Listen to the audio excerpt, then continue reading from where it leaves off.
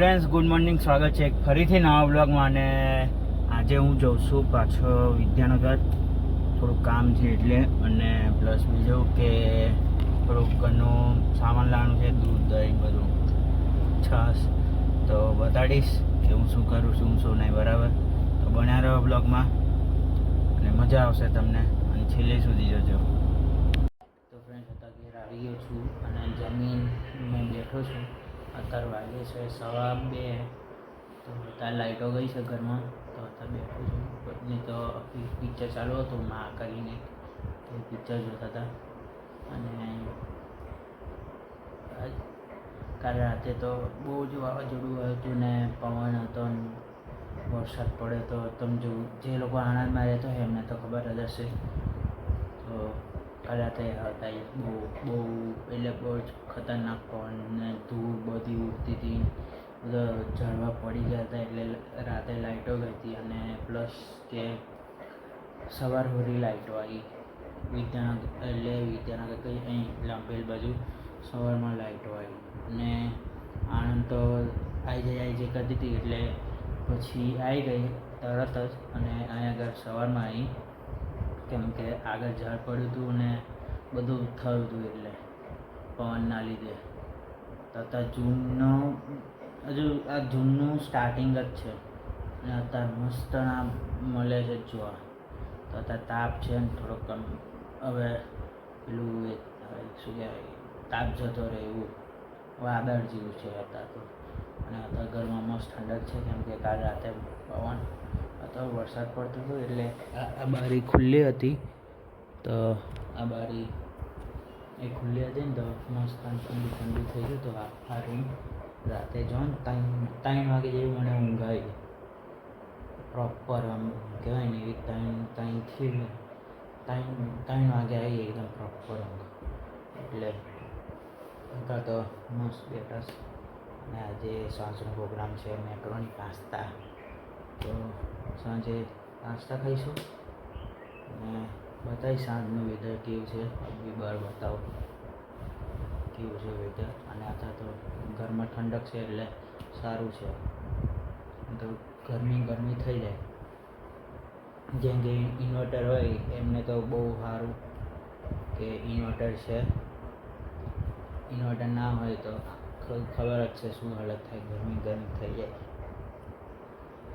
એટલે અને આ ફોન ચાર્જિંગ જ રાખવો પડે, કેમ કે આ ફોનમાં હું બ્લોગ ઉતારું છું, એટલે તો આ ફોન બહુ ચાર્જ રાખો એટલે 100% તો રાખવો પડે. તો બી મળીએ ઊંઘી નથી પછી.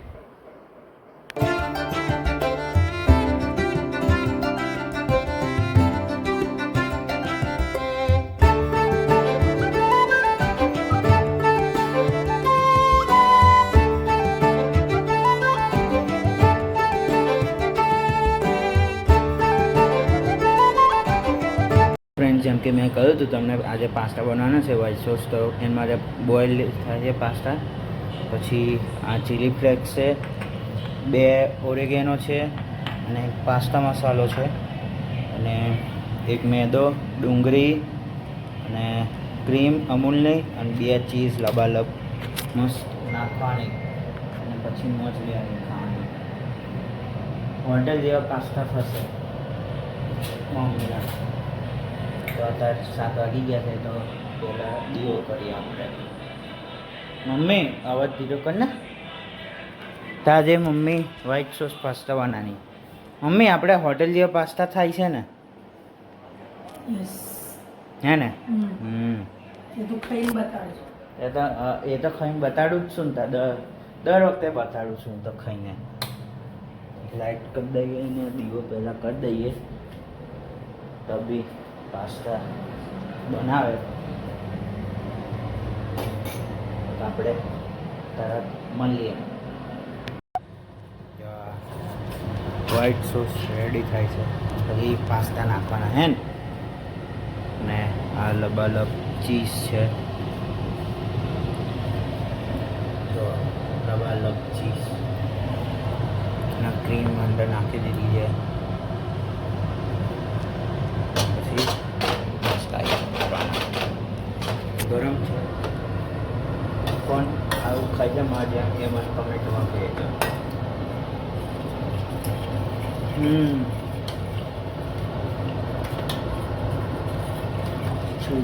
પણ આટલી જ મજા ક્યારે આવશે ખબર? જ્યારે આમાં પાસ્તા રહેશે ને પછી મજા આવશે હે ને. જો ચીઝ લબાલબ નાખ્યા.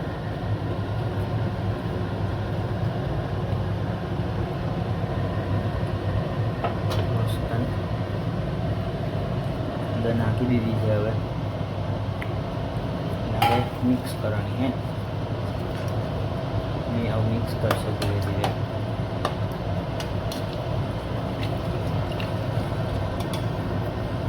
હવે શું નાખવાનું આની અંદર?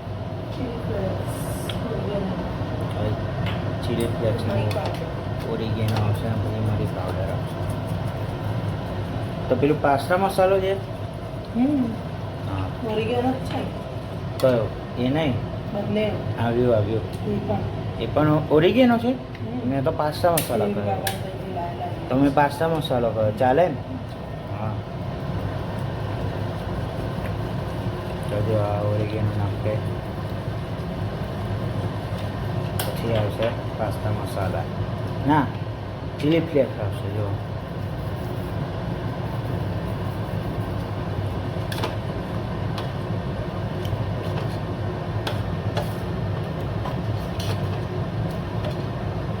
હવે પાસ્તા મસાલા આવશે હે ને. પેલામાંથી નાખે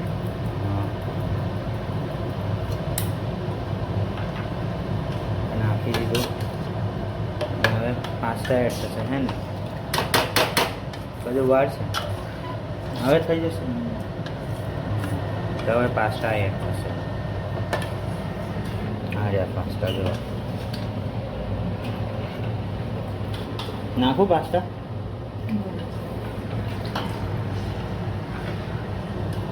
થોડી ગાડી પાસ્તાની હેલ્પ કરી પડે, થોડીક નાખીએ ને એકદમ નીકળશે એવું ના નમાય. તો આખું છૂટું ભેગું પડી જશે. હા તો આવું કરીને નમાવાનું. આમાં હલાય એટલે છૂટા થાય. આવું છૂટા થાય આમાં. લે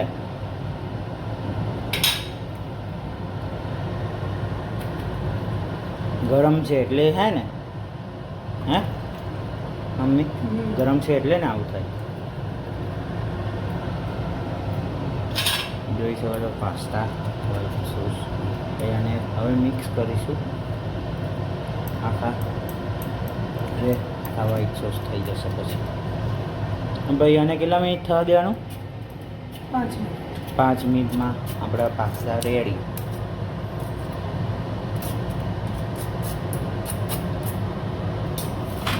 પાસ્તા તૈયાર. જો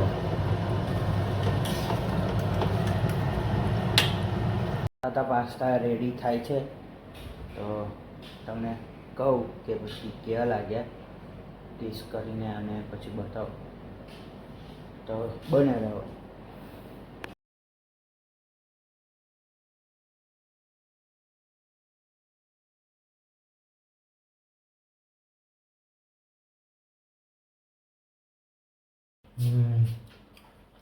બહુ મસ્ત થાય પાસ્તા. એવું લાંડા ક્યાં રાખો?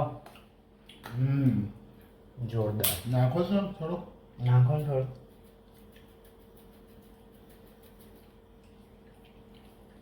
મિક્સ કરીએ મસ્ત આપણે. પછી બાઈટ લઈએ એક.